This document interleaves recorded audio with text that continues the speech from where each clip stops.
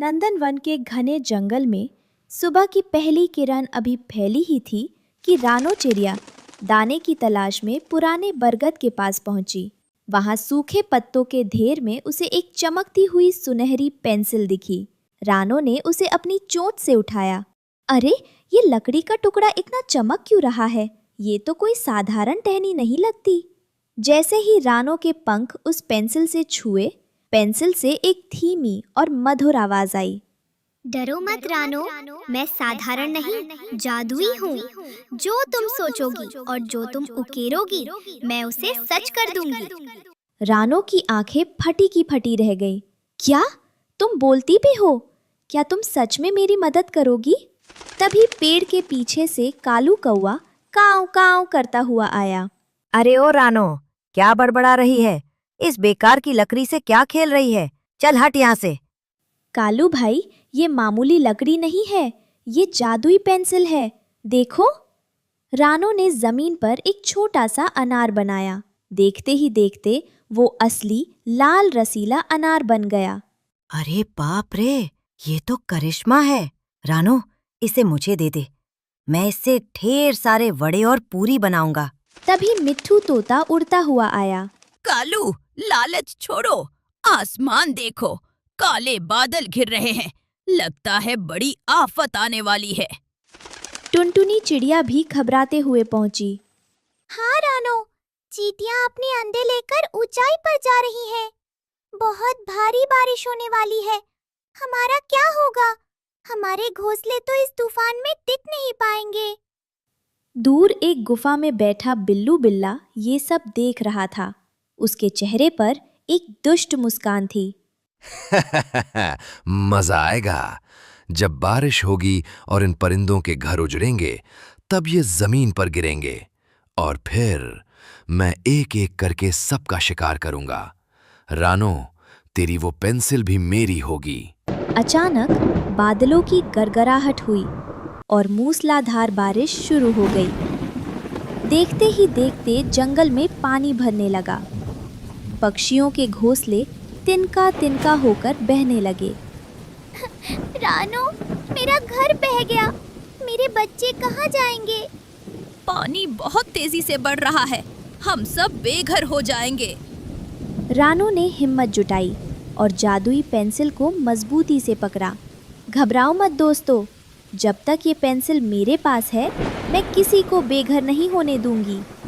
रानो, समय कम है। एक बड़ा और मजबूत पक्षी भवन बनाओ, जिसमें सब सुरक्षित रह सके। अपनी कल्पना को उड़ान दो। रानो ने तेजी से हवा में और पेड़ के बड़े तने पर लकीरें खींचना शुरू किया।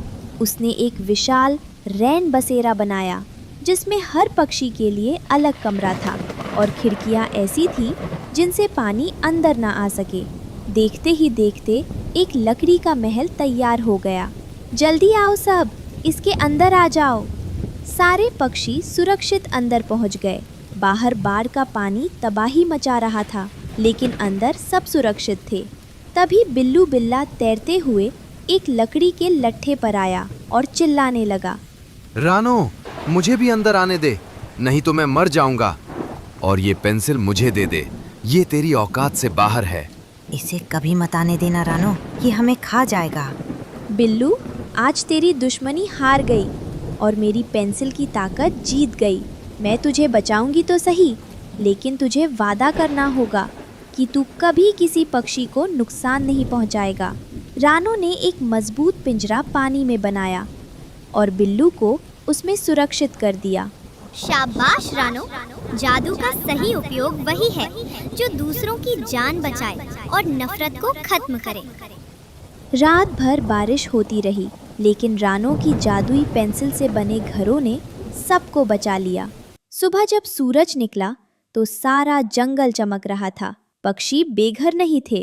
रानो, आज तुमने साबित कर दिया कि छोटा होना मायने नहीं रखता, सोच बड़ी होनी चाहिए। हाँ भाई, आज से मैं भी सिर्फ मेहनत की खाऊंगा, चोरी की नहीं। अगले दिन सूरज की सुनहरी किरणें खिली, लेकिन बाढ़ का पानी अभी भी पूरी तरह उतरा नहीं था। रानो चिड़िया अपनी जादुई पेंसिल को अपने पंखों में छिपाकर पक्षी भवन की बालकनी में बैठी थी। तभी नीचे से बिल्लू बिल्ला की धीमी आवाज आई। रानो बहन, देखो, मैं पूरी रात इस पिंजरे में भीगता रहा। मेरी अकड़ ढीली हो गई है। मुझे माफ कर दो। अब मैं कभी किसी चिड़िया पर हमला नहीं करूंगा।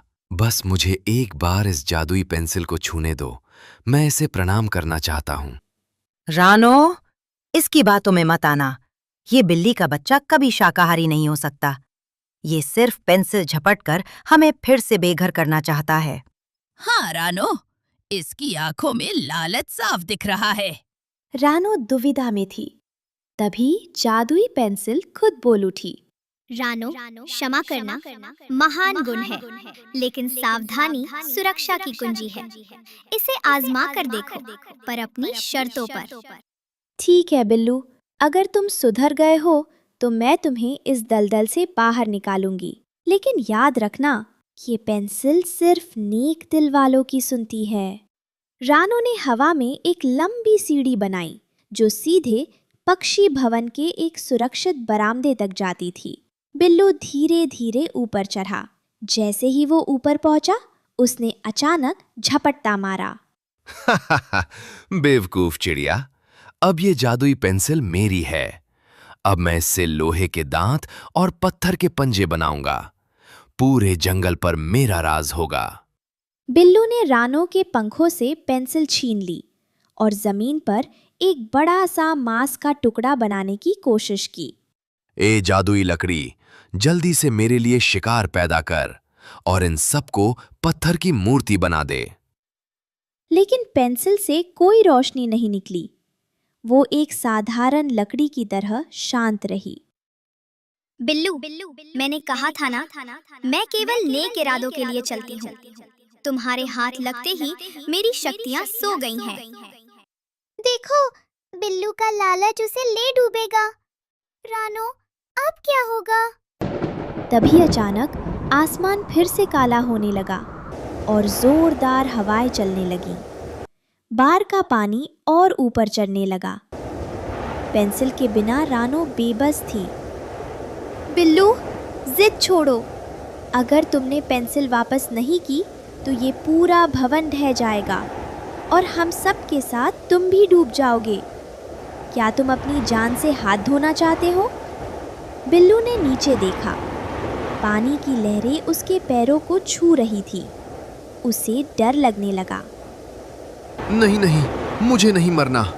ये लो अपनी मनहूस लकड़ी, ये मेरे किसी काम की नहीं है। जैसे ही रानो ने पेंसिल वापस ली, पेंसिल फिर से चमकने लगी। रानो, जल्दी करो, एक बड़ा हवाई बेड़ा बनाओ ताकि हम सब ऊंचे पहाड़ पर जा सकें। ये भवन अब और पानी नहीं झेल पाएगा। रानो ने फुर्ती से अपनी चोंच में पेंसिल पकड़ी और हवा में एक बहुत बड़ा लकड़ी का जहाज उकेरा, जिसके चारों तरफ जादुई गुब्बारे लगे थे। देखते ही देखते वो जहाज हवा में तैरने लगा। सब लोग जल्दी जहाज पर चढ़ो। कालू भाई, टुनटुनी, मिट्ठू और हाँ, बिल्लू तुम भी आओ। सब जहाज पर सवार हो गए। जहाज धीरे धीरे ऊपर उठा और बार के ऊपर तैरने लगा। बिल्लू एक कोने में दुबक कर बैठा था, शर्मिंदा और डरा हुआ। रानो, तुमने इसे फिर बचा लिया। इसने तो तुम्हें धोखा दिया था। मिट्ठू भाई, अगर मैं इसके जैसा व्यवहार करती तो मुझ में और इसमें क्या फर्क रह जाता? जादुई पेंसिल ने मुझे सिखाया है कि ताकत का सही इस्तेमाल जान बचाने में है, बदला लेने में नहीं। बिल्कुल सही रानो। आज तुमने न केवल सबकी जान बचाई, बल्कि एक दुश्मन को भी सोचने पर मजबूर कर दिया। बिल्लू ने धीरे से सिर उठाया और कहा, रानो, मैंने हमेशा सोचा कि ताकत दूसरों को दबाने के लिए होती है, पर आज समझ आया कि असली ताकत दूसरों को साथ लेकर चलने में है। मुझे माफ कर दो। सब पक्षी हंसने लगे। कालू कौवे ने अपनी काव काव में सुर मिलाया और पूरे जंगल में उत्सव जैसा माहौल हो गया। रानो चिड़िया अपने नए घर की मुंडेर पर बैठी मुस्कुरा रही थी। अब वो अकेली नहीं थी, उसके पास एक पूरा परिवार और सुरक्षित भविष्य था।